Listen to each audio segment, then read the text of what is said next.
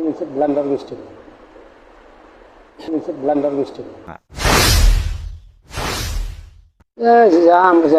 जाया आन्दोलन खालामलांबाय था जोंनि सायाव बेसेबां फोथायनाय दंमोन मोनसे ब्लान्डार मिस्टेक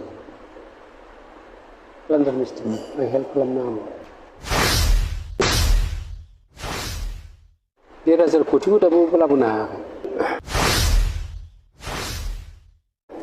आन्दोलना खालामबानो गाबोन मोस्रोमबादि फैजोबगोन प्रमदा आथिं हमफैबाय 2 घन्टा एबसु दे बिदिबालाय एकरा जाबाय जेला हेल्प खालामसै रायजोखौ नांगोन रायजो नङाब्ला बर' जाथिया थाबैनो गोमोरसिगोन जों जुदि खौसेयै खालामनो हायोमोन दाख्लैनिफ्राय आंथ' बुंबाय थादों बे 20 बोसोरनि गेजेराव बर'लेण्डआ फैगोन दा बे सिमाङानो थुख्रा थुख्रि जाजोब्बायना गतिके आं थिगैनो दङ आंनि सायाव फोथाय दिनैसिम आङो एसेमब्लियावबो आं बुंबोदों गोदो जे बड'लेण्ड नांगौ होननानै बिथाङा पार्लामेन्टआव बुङो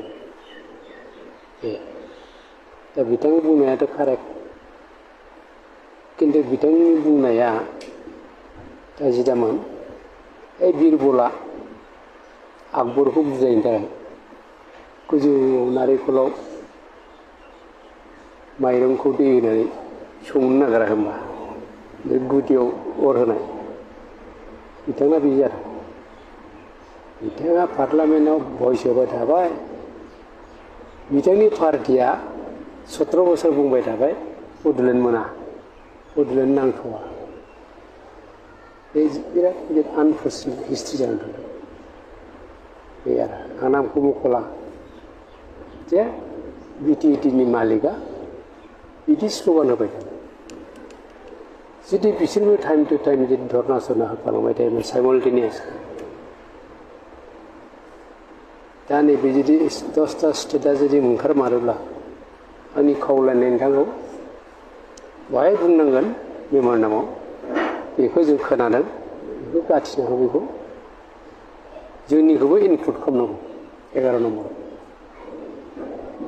दिनै 60 इयार्स जाबाय जोंनि डिमान्ड बेखौ खिन्थु बावनो नाङा बे आरो जों आर्किटेक्ट बड'लेण्डनि आन्दोलन सृष्टि खालामनाया जों सानैजों आर्किटेक्ट उपेना थैनानै थाङोबा चरन नार्जारिया फेलार जादों बिसोरो माबाजों जनताजों हाब्रेहैनानै 78आव नैबेहाय उदियासला गोमादों बे आरो दा बे हिसाबै बिनि उनाव जों बिसोरखौ खौसे खालामनो अनेक नाजादोंमोन पिटिसिखौ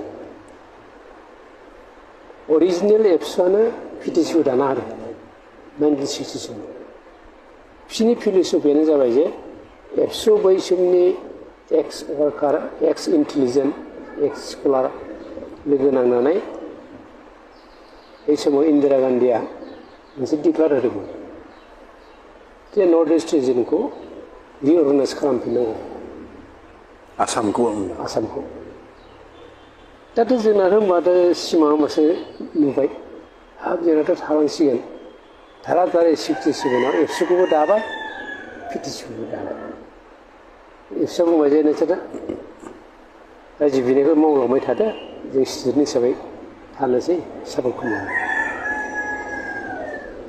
अरिजिनेल माबाया बेमोन आरो प्रिन्सिपला उनावथ' बिसोर पावाराव थांनानै बावहैबाय जेरै दा जोंनि बावनाय बायदि बे आरो बिनिफ्राय बिसोरबो थेवबो जों खौसे खालामबाय पिटिसि जाबाय प्रग्रेसिभ पिटिसि जाबाय यं पिटिसि जाबाय हरिसिङा देउलुरु जों इउटिनेल जाबाय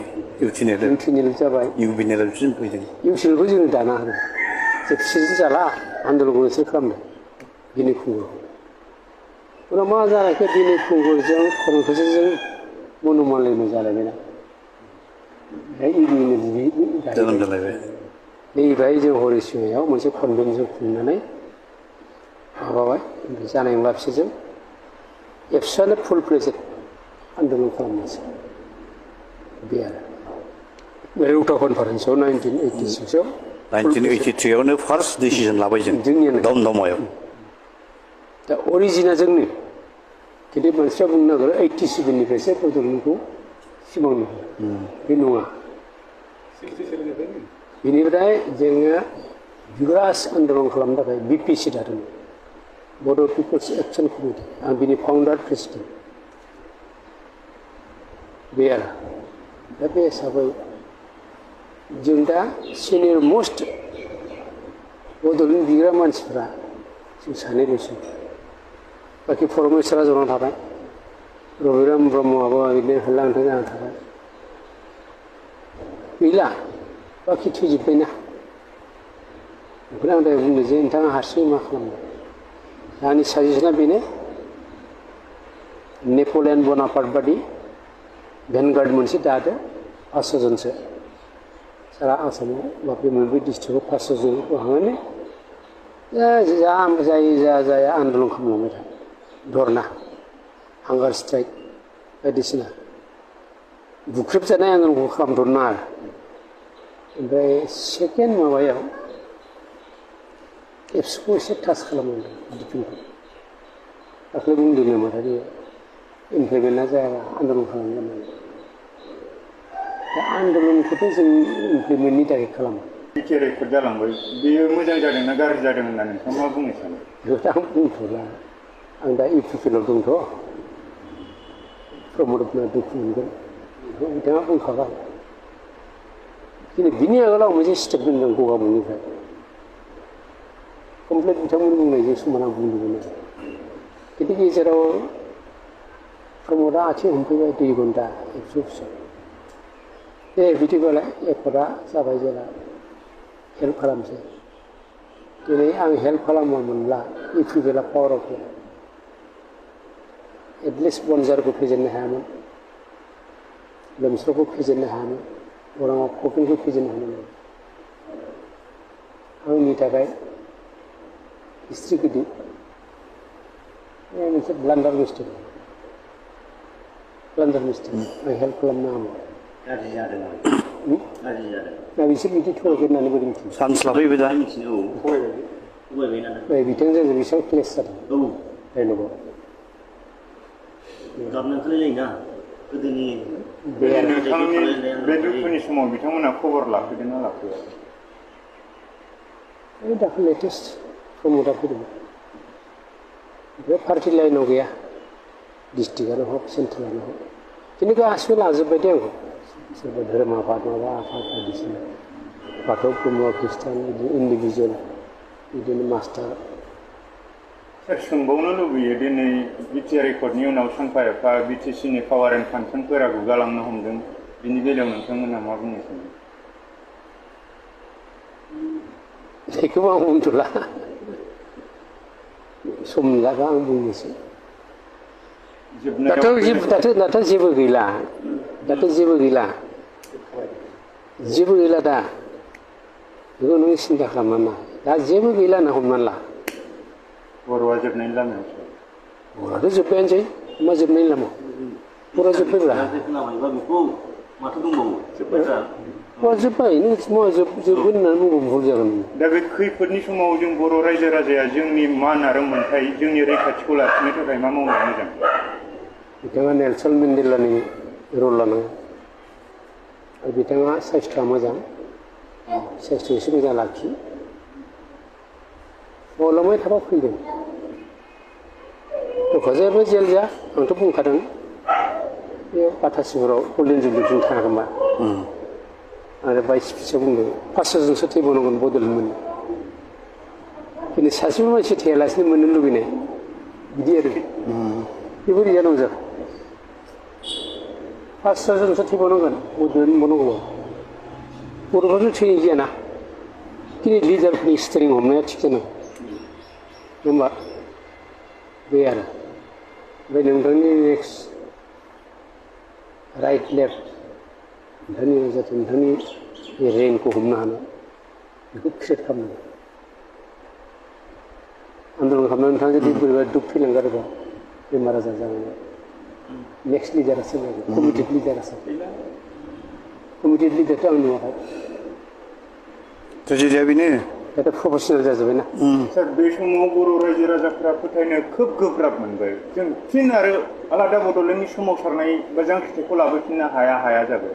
बे समाव रायजो राजाफोरा माबायदि फोथायगोनखौ मिजिंथियो? बै आन्दलना खालामबानो गाबोन मोस्रोमबादि फैजोबगोन पाब्लिकआ बे खारन बिटिआरआ जेबोआनो जाला इमप्लिमेन्ट खालामनो हालाब्ला दिनै उपेन्द्रनाथ ब्रह्मआ सेन्ट्रेल इउनिभारसिटि दालाय खुन्थिया गायसननांसिगौमोन नङा होमबा NIT-नि खुन्थिया गायसननांसिगौमोन बेफोरजोंनो बर'फोरखौ आदुवा जाम्बा बानायनानै डाइभार्ट खालामदों बेखौ मोनबाय जेला बेखौ खालामनानै लागौ बे 5 बोसोराव 1,000 कोटिबो दाबो लाबोनो हायाखै एककालीना माबा DPR हरनांगौनो दाबो DPR-खौनो हरनो हायाखै डिपार्टमेन्ट प्रजेक्ट बोसोरनियाथ' बारलांसै आरो एकर्डनि बैसोआ बोसोरनै बारलांसै गोदान एकर्डनि बैसोआ ओरैनो दा आं सोरखौबा सोंखारिनि दरखार गैया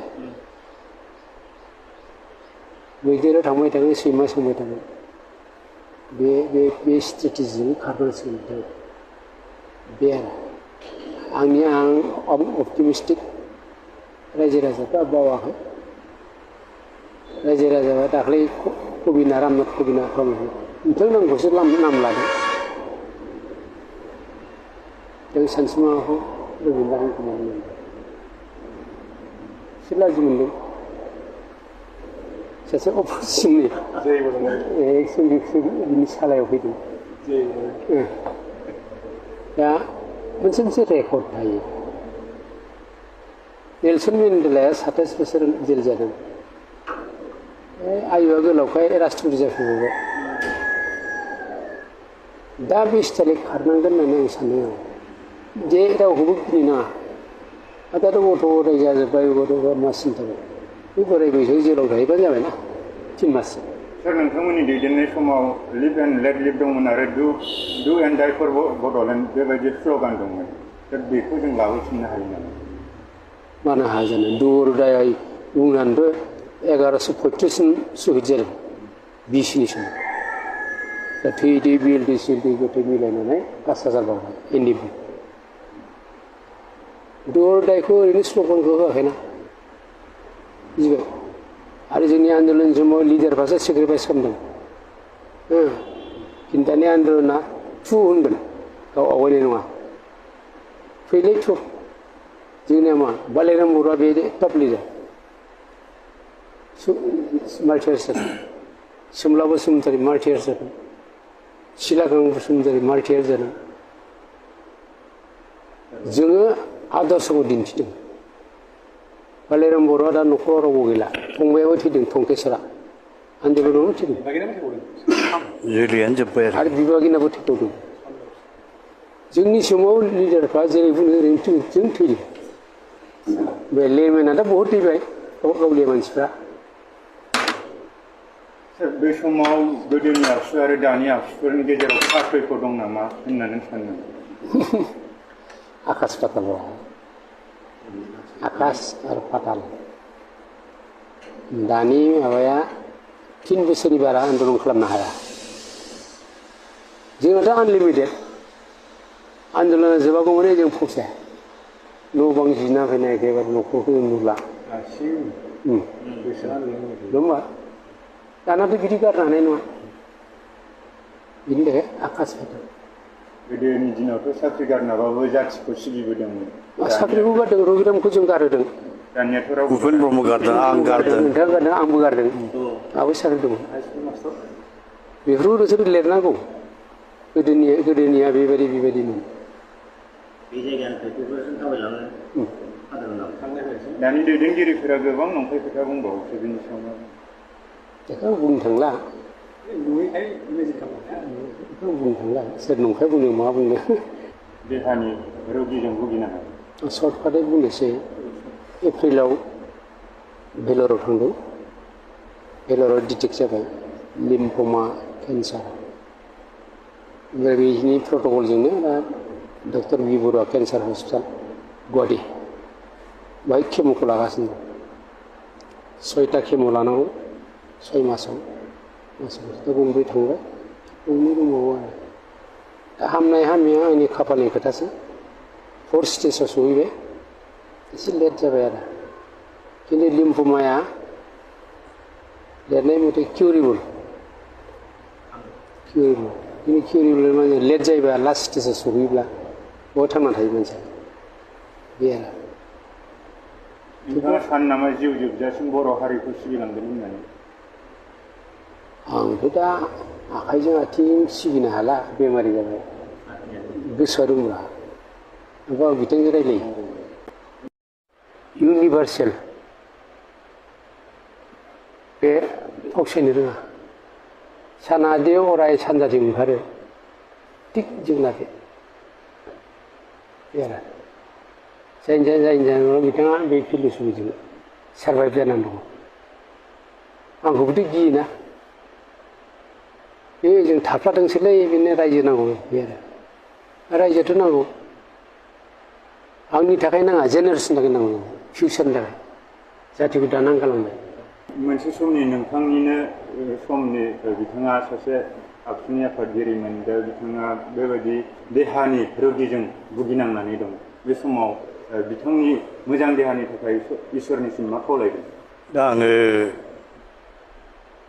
बिथांखौ बे रोखोम अबस्थायाव गोग्लैनानै थानायखौ मिथिनाया खोब गदाय जागोन मिथिग्रो मोनानो आङो दहाय उदालगुरिसिम फैबाय थानाय समाव लामानिफ्रायनो फन हरनानै बिथांजों आं रायज्लायदों सोंदों बिथाङा खिन्थादों गाव मा अबस्थायाव दङ दिनै उदालगुरियाव सफैग्रो मोनानो डाइरेक्ट बिथांखौ लोगो हमहैथारनांगौ साननानै आं दिनै बिथांनि न'आव सफैबाय लोगो मोननानै खोब गोजोननायबो मोनदों आरो आंनि असे सासे संग्रामि बिगियारि लोगोआ बेबायदि अबस्थायाव नुफैनानै आं गोसोआव खोब दुखु मोनदों आफा इसोरनि खाथियाव आं आरज गाबो जे बिथांनि लोमजानाय देहाया थाबैनो